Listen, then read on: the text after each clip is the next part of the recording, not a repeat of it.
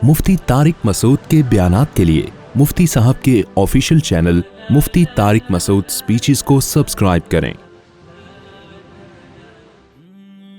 इमाम मेहदी जब आएंगे तो किसी इमाम को फॉलो करेंगे। 4 इमामों से अगर किसी को नहीं, तो अहले हदीस कहते हैं देखो किसी को फॉलो नहीं करेंगे तो आप क्यों करते हैं? वो मुज्तहिद होंगे इसलिए किसी को फॉलो नहीं करेंगे।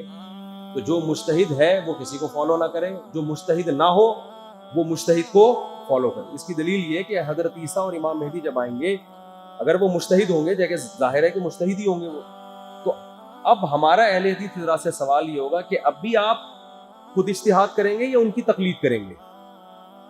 हम कहते हैं अब आपको हजरत ईसा की तकलीद करनी पड़ेगी। मुज्तहिद होंगे, कुरान और सुन्नत का इल्म रखते होंगे, उनकी मौजूदगी में आप ये बोलोगे कि मेरी तहकीकी है, मैं आपकी तहकीक नहीं मानता, मेरी अपनी तहकीकी है, कि तो मेरा ख्याल हजरत ईसा फिर आपको छोड़ेंगे नहीं। तो हम उस वक्त इमाम अबू हनीफा की तकलीद छोड़कर किसकी तकलीद शुरू कर देंगे? हजरत ईसा की, क्योंकि हम कहेंगे कि इमाम हनीफा से ज्यादा बड़े मुज्तहिद आ गए। और हजरत ईसा किसी की तकलीद नहीं करेंगे क्योंकि वो खुद क्या होंगे? मुज्तहिद। जैसे कि इमाम हनीफा किसी की तकलीद नहीं करते थे, लेकिन इमाम हनीफा उस वक्त तकलीद नहीं करते थे जब वो मुज्तहिद बन गए थे। जब तक मुज्तहिद नहीं थे वो भी तकलीद ही किया करते थे। इस्लाम में आपको 2 ही तबके हमेशा से मिलेंगे, या तो मुक़ल्लिद या मुज्तहिद। या तो खुद आता है लिहाजा जरूरत नहीं है, खुद नहीं आता तो अब किसी मुज्तहिद को फॉलो करना है। लोग कहते हैं जब नबी मौजूद हैं तो किसी मुज्तहिद को फॉलो करने की क्या जरूरत है? नबी तो मौजूद हैं लेकिन बनफ्से नफीस थोड़ी मौजूद हैं। नबी की अहादीस है, नबी का कुरान है, उसको समझना पड़ता है। तो समझने वाले लोग अलग होते हैं और जिन्होंने प्रॉपर इल्म हासिल नहीं किया होता वो अलग होते हैं। जिनके पास प्रॉपर इल्म नहीं होता वो उनको फॉलो करते हैं जिनके पास प्रॉपर इल्म होता है। डायरेक्ट नबी को फॉलो करना मुमकिन ही नहीं है। तो ये सिर्फ अल्फाज हैं, अल्फाजों का हेर फेर है। और मैं जानता हूँ अहले हदीस भी लाजमी तकलीद ही कर रहे होते हैं अपने उलमा की, लेकिन उसको नाम तहकीक का दे रहे होते हैं। वो सभी कर रहे होते हैं, वो अपने आलिम पर एतमाद कर रहे होते हैं। हर हदीस की कौन तहकीक कर रहा होता है बैठ के? उन्होंने बता दिया ये हदीस है, अगले ने मान लिया। उसके मुखालिफ हदीस है या नहीं है ये लोगों को पता नहीं होता।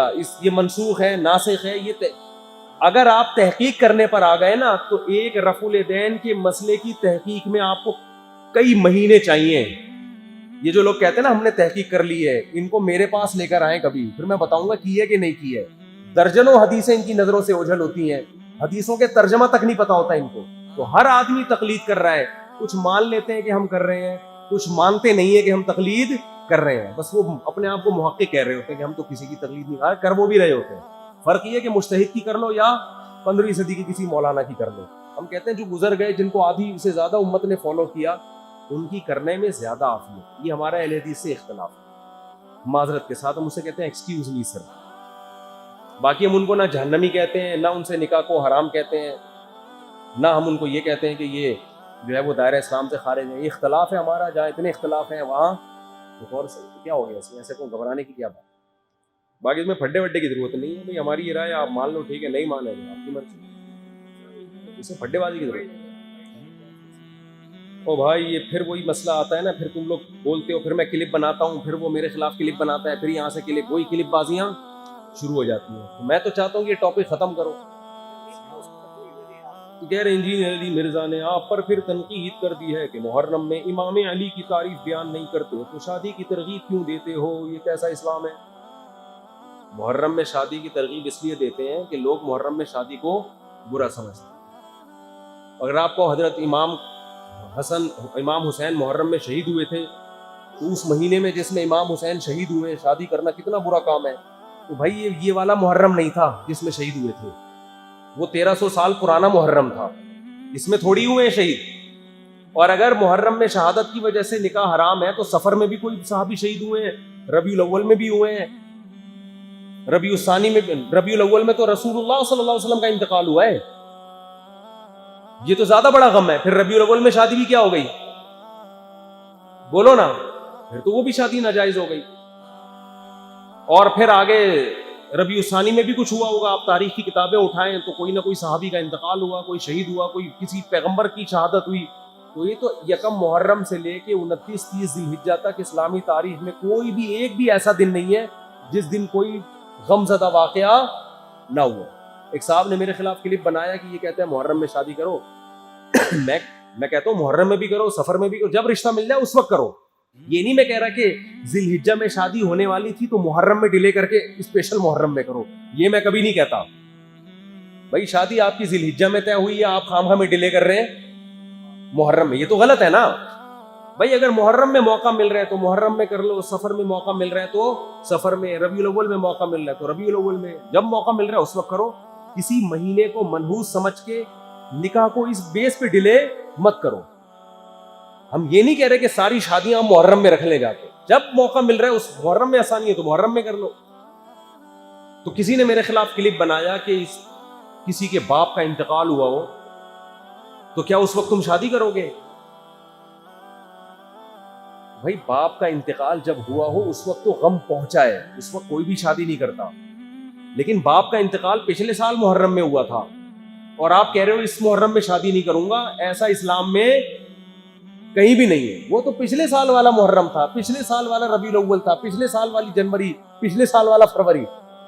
اگلے سال تو بالکل 3 دن تک تعزیت ہوتی ہے نا, سوگ ہوتا ہے, اس کے بعد تو آپ آزاد ہیں.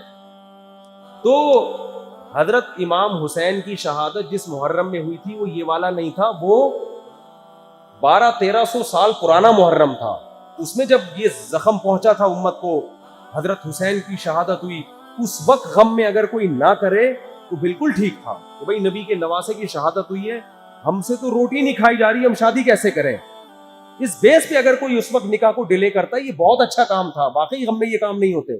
اگلے سال والا محرم وہ والا محرم بولو نا بھائی نہیں ہے. وہ تو اب یہ تھوڑی کہ ہر محرم میں ایسا نہیں ہوگا. ویسے تو اسلامی تاریخ میں ہر مہینے میں کوئی نہ کوئی غم انسان کو پہنچا ہوتا ہے. کسی کے باپ کا انتقال پچھلے سال ہوا تو اس سال تو وہ لازمی شادی کرتا ہے, کہتے ہیں یار وہ پچھلی فروری میں ہوا تھا, اس فروری میں تھوڑی ہوا ہے. تو یہ اسلام کی بات میں آپ سے کر رہا ہوں کہ آپ کو سمجھ میں نہ آئے تو آپ نہ فالو کریں, لیکن طنز کرنا اور تانے دینے کی بالکل ضرورت نہیں ہے. باقی رہا یہ مسئلہ کہ محرم میں حضرت علی کی تعریف بیان نہیں کرتے, یہ غلط ہے.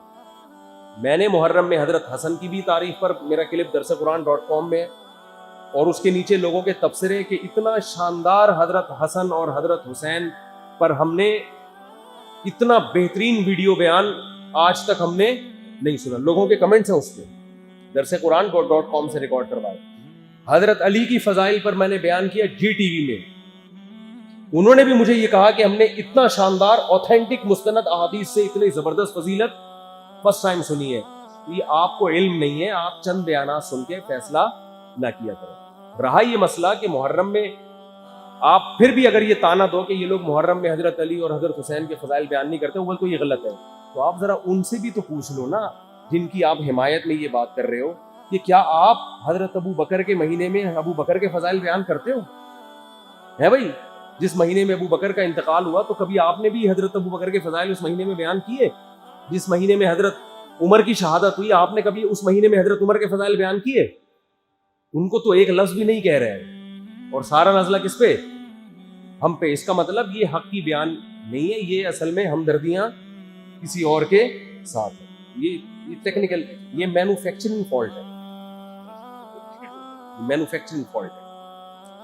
اللہ تعالیٰ عمل کی توفیق عطا فرمائے.